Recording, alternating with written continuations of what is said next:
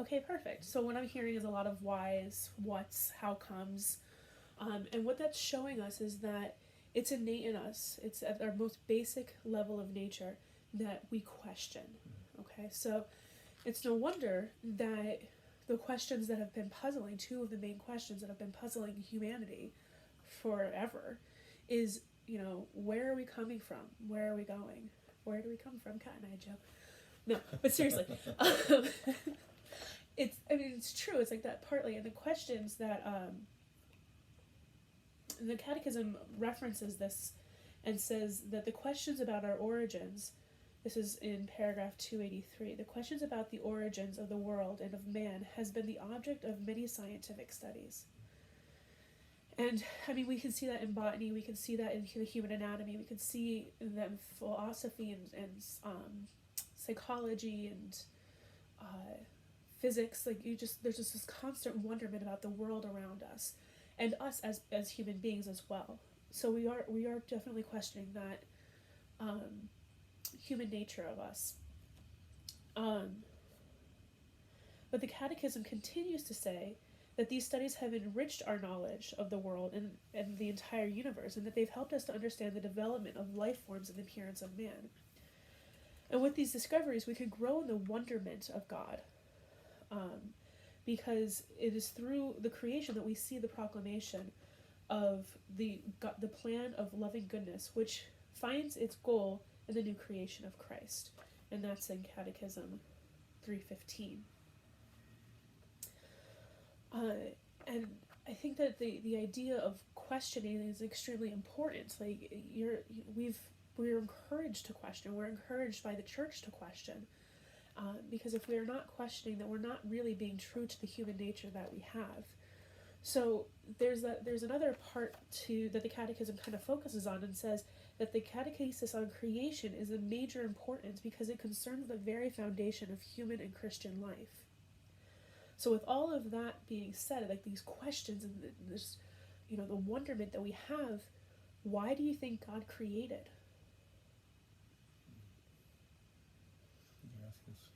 I am asking. Why do you think God created? Out of love. That's exactly right. So we know that what we could read through the creation stories is that God created us out of love, created all of creation out of love, through love, and for love. And we know that God, as Christians, we know that God is perfect and divine love. And when we love, and when love exists between persons, there's like this innate desire to share that love, to have it overflow into something else. And so just think about this, whether any relationship that you've had, whether it's been dating, whether it's been a new friendship, there's this desire to share that relationship. So you're inviting that new friend to hang out with your current friend so that they can all get to know each other, or you're dating somebody and you ask your boyfriend or girlfriend to come and and meet your family and kind of enjoy in that relationship together. You kind of want to share that relationship. And when it's marital love, that creation, that relationship creates a whole nother person. So you there's just this innate desire to share in love. And so that's how God is creating. St. Bonaventure says that God created not to increase his own glory, but to show his glory forth and to communicate it. And that God has no other reason for creating than his love and his goodness. So therefore, with that all in mind, we can kind of see some truths that throughout the creation story about us and about just creation in general. The first truth that we see is our origin and our end. Like I said earlier, the questions of where are we coming from, where are we going, that is innately answered, or not innately, that is explicitly answered in the creation story. We come from the love of God, and we're going back to the love of God. That is our beginning and our end, and that all comes through the love of Christ, that ability to go back, and we'll get into that in a little bit. So you see that the Trinity, we know as Christians that there is a perfect sharing of perfect love, of giving and receiving, and we were created in that giving and the receiving. Secondly, we see that there's an order and there's a goodness in creation. First we read that God created the heavens and the earth, and he separates that, and then we see that he creates the land and the water and the seas. Then he creates the vegetation. Then he creates the fish and the birds. Then he creates the wild beasts and the cattle and all of and that. And then he creates the light and the day, the moon, the sun and the moon. And then once everything else has been created, the whole ecosystem is created and ready to go. That's when he creates the human person. And so you see that there's this order, this hierarchy, and humanity is given dominion over that whole hierarchy. But it's just a side note, that dominion is not like a power struggle. Like, we're not fighting the animals. We're not trying to win it out. We have dominion over the world as a type of responsibility, like a kingdom, like a king has a dominion over the kingdom. He is responsible for every peasant that is under his domain, or a parent has responsibility for every child that they have, and for all of their friends when they're in the car. Like, they have this responsibility to take care of and to treat the lower orders, the lower beings, with respect and dignity. And so we're expected to treat each other with respect and dignity in that sense as well. So then that brings us into this third order, because now with the creation of man, we have the vocation of man. This is a truth that we've been given through the creation story, is that we have a vocation, and that is to take care of, to just respect and to be kind to these animals, and to be fruitful and multiply, but also to till the soil and to take care of the animals. Those are all the responsibilities that are given to man, a little bit more explicitly in Genesis 2, but it's all there. And so that gets us into the fourth and final point of the creation story, which again we didn't get into in Genesis 1, but in Genesis 2, that final point that we learn is the whole drama of creation, which is the drama of sin and the hope for salvation. The other thing, so I'm going to pin that right now because I'm going to get back into that. But the other thing that the Catechism goes into is that the work of creation is the work of the whole Trinity. It's not just God the Creator, and we give that title to God the Father, and rightly so. It's to give it to Him.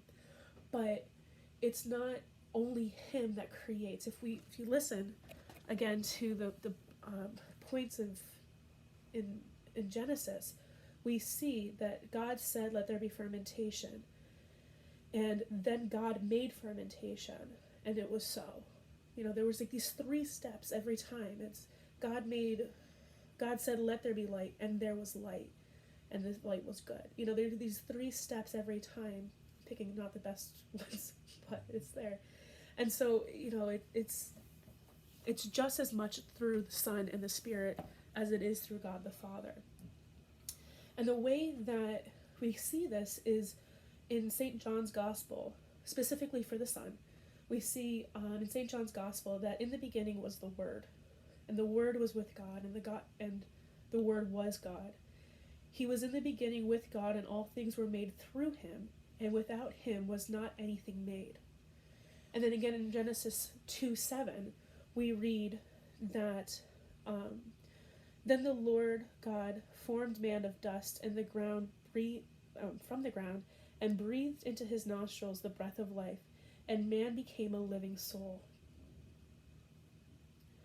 And so then you see a third reference in Genesis 1:26, where it says, "Let us make man in our image and after our likeness."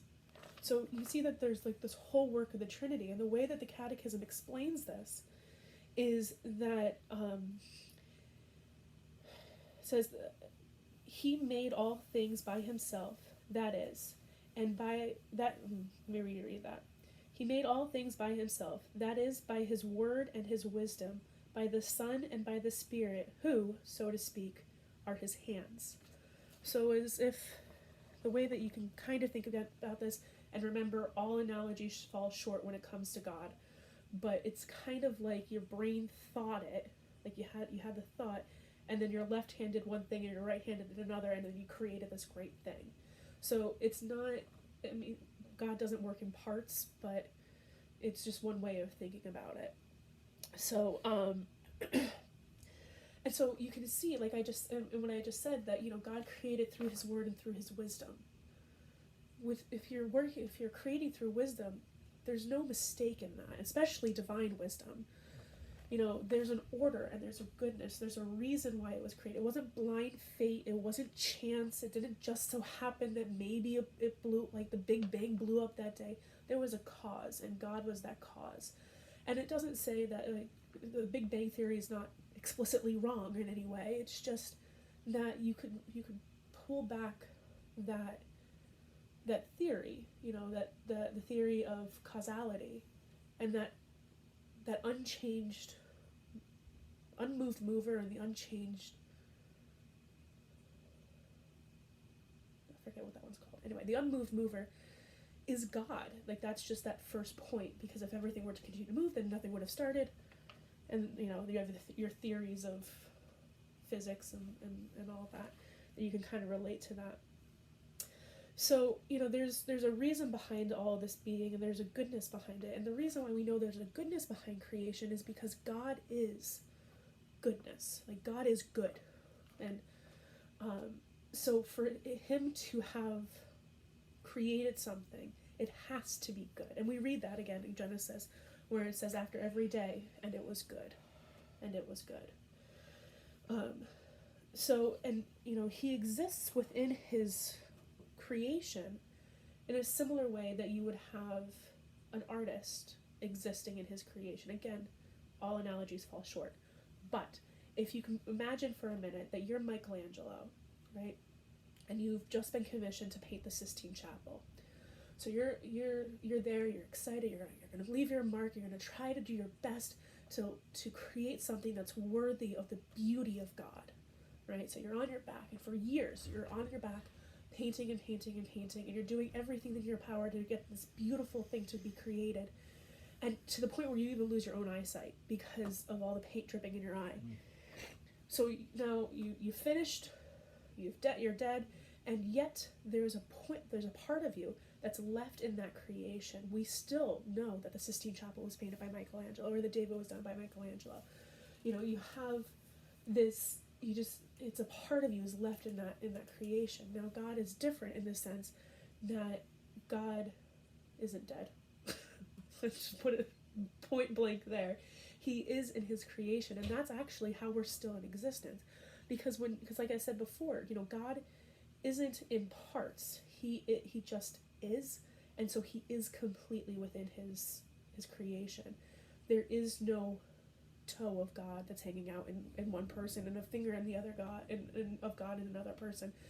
He just completely and 100% is in every bit of your creation.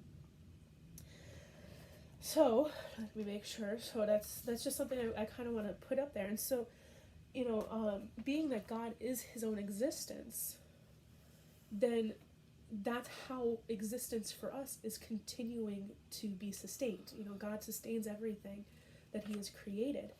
And what that means is that if there is even a millisecond, that God stopped thinking about something, it would just go out of existence, because it's not in existence. If it's not in God, it's not in existence. Now, I've been talking up to this point about God and good, and all of God's goodness, and how he's created out of goodness, and how he's created for goodness. But this begs the question, how does all of this goodness account for the evil that is in the world today? So my question to you is, did God create evil? I don't think so. No. No. Yeah, so you're right. Don't need to hesitate on that. God didn't create evil, but how does evil still exist if he doesn't hold it in existence?